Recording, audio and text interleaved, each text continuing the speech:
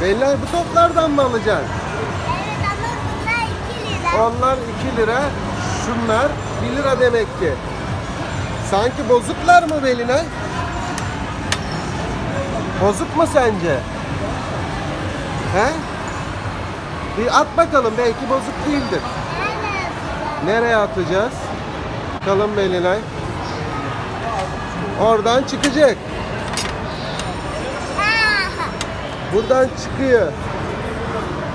Allah. Şuraya at Belinay.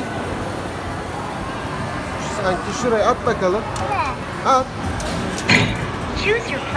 Daha A'ya basacaksın. Şuna basacaksın. Bozuk mu? Belinay bozuk mu?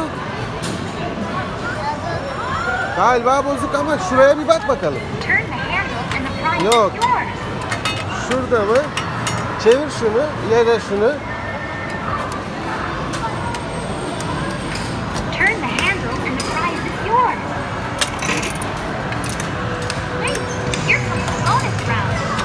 Aa Belinay, bozuk değilmiş, aldık. Bak bozuk değilmiş, bunu aldık.